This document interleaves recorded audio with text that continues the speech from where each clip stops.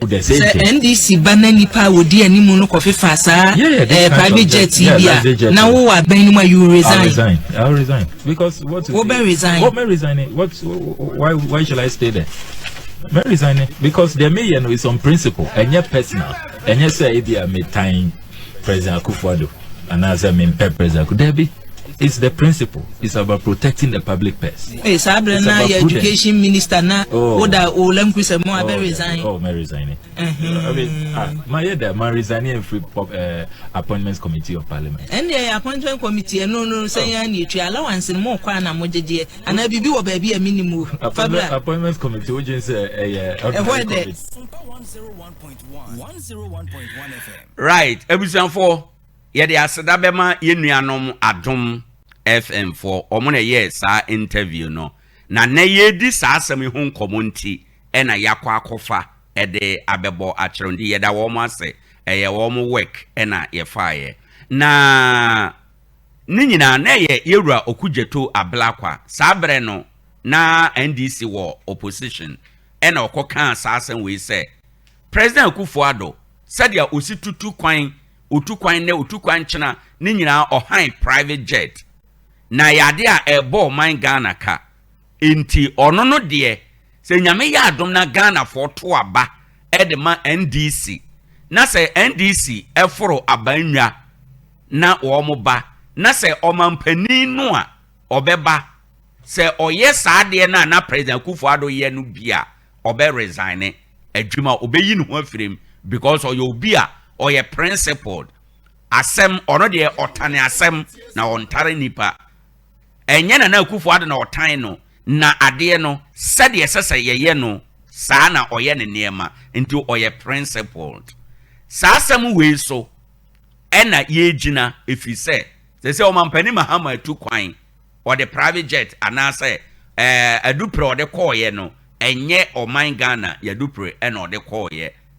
enti anopay as it is said ye tie ni amede ba no matudin say principle politics and the price of words principle politics and the price of words eno ena ye ba na me sha say no mi bisa say wo ye bisa say ya manyofo is it fair say political leaders no ye be hold wo accountable to woman some of maka te said ya owura okujato ablakwa kan ye wo say ye hold woman ye so ni mu twintwan say o kan say e na waye say enti ye de ade wei esa say wo ye ne said ya o kan ye no ana say emredi adane enti o kan wa if you say umma aban mu a unim aban mu nsem niema ekoso enti yemfa ne se okan wa enti no yemfa ne sa yemfa ne trasa na yenyai akire edie Ghana hanom abusiafo asem a ene niema ekoso no yepese yehu na niema ekoso no obi wo opposition a sadia osika nsem oka politician ho amane beye se jama opposition for no wo mo ye soro abofo wo mo ka mane ba beye se aban a wote akonwa so at a given point in time bia no saa aban no de wo mo ye adebonyefo ewo ho eye debate aba na enu bi na ato yewura okujeto ablakwa ene pp ete akonwa so abre bia nana adodanko Akufo-Addo na oye mampani obetu kwan no adupre bia obefa owura okujato onya adaje etwitwa adupre no mu mfoni ene ne ekeka ho ede bekire Ghana for say nana adodanko Akufo-Addo ode Ghana for sika atu kwan wafa private jet na eka ye bebo donhwere ba ko bia osesene nyina no de aba bekire Ghana for eno na edidimu samo beka ya wode kura betu dwa se nana adodanko Akufo-Addo otimi fa adupre ejare ewiemu nyina 2024 ye ko election na saa asɛm no ɛda abɔnten sɛ Nana Akufo-Addo ɔhare alupre ɛde Ghana for sika edware ɛwɔ wiem na ɔkan ya akɔkɔsi sɛ ɔno deɛ sɛ NDC foɔ ɛba akonnwam na sɛ ɔmampanin no ɔyɛ n'adwen sɛ deɛ Nana Addo Dankwa Akufo-Addo yɛ ɔhan private jet ɛde tu kwan no sɛ ɔno so yɛ n'adwen sɛ ɔbɛhan bia ɔmpɛ nim guaseɛ enti no ɔbɛhohoro ne nsa na watwe ne ho ɛde afiri aban no emu nyame nkyade yɛkɔ abatoɔ na NDC awene NDC wene akonnwa no ɛna yɛayɛ no ɔsoafo a ɔhwɛ amano ne nsɛm so naano ɛnura akyi ya ɔmampani Mahama tu kwan ɔne no ne tu kwan ɔmo de saa ɛkwan na Nana Akufo-Addo fa so a na otu kwan no saa kwan no na ɔmo nso afa so a otu kwan wei na ama kane soafo abedi akyire yewura ntimfo dwo na ɔhwɛ nwoma sua so wɔde aba betu dwa sɛ owura kugyato ablakwa enye obi na kumantwi buasi ako ɛna ɔde ne ti kɔde akyerɛma wa wanum asɛm ɛna da hɔ yi nea wo kan yɛ nie ɛna nea ma yɛ nie enti Ghana for hwɛ animu Ghana for twɛn sɛ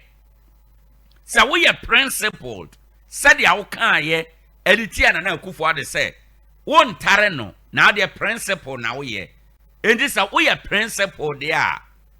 principle no na anyinsen na awo bai ne ba awo ne sɛ ade a na wo kasatia no eno bi na asie ɛwɔ wo nso waban mu yi enti resign ma Ghana for hunu sɛ ampa ne nuane ampara wo yɛ principled na no ena de enkomodie aba yedi ɛwɔ ha enomo ɛsɛ ɔman Ghana ade ɛsɛ yamanyofo hunu ne sɛ asɛm a yɛfrɛ ne sɛ asɛm kasa emu otumi na ewiase sɛ owe ɔfo nsa na wahwɛ wo de yie efi sɛ ɔfo ne nsa no ɛne nipa de ɛsɛ ɛna obi nim jonku a adeɛ bɛkye so enti adeɛ bia a wode yɛ obi ɛnɛ no ya na wadwene ɔkyena efi sɛ menyimi ni yie paa sɛ Nana Addo Dankwa Akufo-Addo ya na ɔyɛ ɔmampani saa bere no ne tirimu nana ɛden kɔpem sɛ ɔman wɔ adupre esi hɔ na ɔbɛyɛ n'adwen sɛ migyae ɔman deɛ no na makɔ akɔfa makɔ hare adupre a ɛbɛbɔ ɔman Ghana ɛka menyini ye sɛ saa Nana Akufo-Addo n'adwen ɛyɛ no yenyina na yenim sɛ ɔman adupre no wɔ haw saa bere no owura okugyato ablakwa ɛka sɛ ɔman adupre na yɛwɔ no ɔmampani ka sɛ haw ho no ntimfa ntu kwan a ɔne ne nyaadwen efi sɛ adupre no ɛwɔ engine bɛyɛ miensa enti sɛ mienu kura mpo na asɛ ya baako wɔ hɔ a obetime de atu kwan atirimɔden kasa abɛnie okugyato ablakwa ɔkan sansɛm wɔ nyinaa edi tre Ghana for ebetumi aba sɛ ɛno no ɔno nanum asɛm ɔkan yɛ enti ɛna Ghana for bi ɛhwɛ ho na yɛto aba ɛde ma NDC ɛnɛ yɛto aba ma NDC ama ɛnɛ adeɛ na wo kasatia no a ɛno ɛna akɔ aba abeto na yeye bie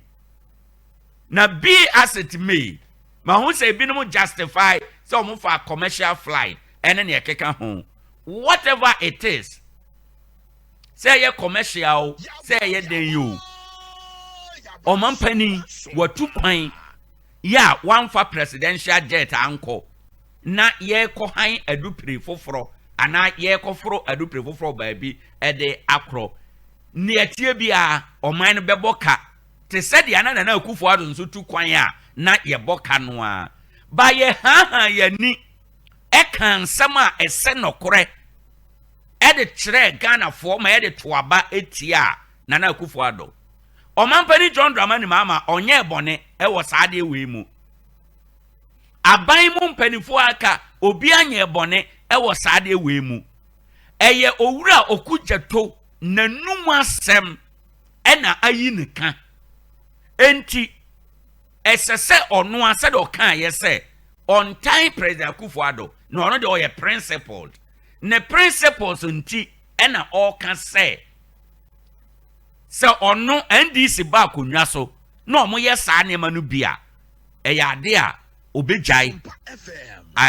dibia no a odi ɛwɔ amanyɔkuo ana aban no emu ɛnso ɔmampanin koyi ɔno ne nenam o ɔmampanin koyi ɔno ne na ɛkorɔ wamua na no ɛba ne die mu deɛ wamua na no ɛba sɛ obenya ho mfasoɔ ɛbɛ benefit no nti wamua na no ɛna ɔte mu a ɔkorɔ enti sɛ Ghana ni bi sɔre na obisa saa asɛm yi a ɔnyɛ mfomsoɔ sɛ wa na ɔkaayɛ enti bra na bɛ resign anaasɛ akura wɔsɛ maka menweyɛ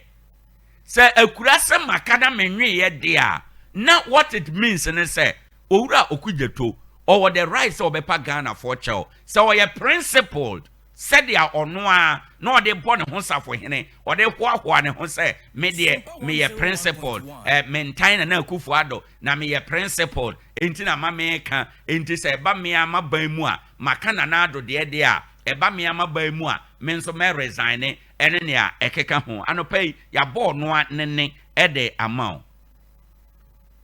deɛ yɛka bio ni sɛ abusuafoɔ sɛ Ghanafoɔ yɛyɛ nhwɛ haa ɛma amanyɔfoɔ ɛfa yɛ nomum sɛ opposition a obetimi aka asɛm bia ɔpɛ afa ne ho adi ɔba aban mu a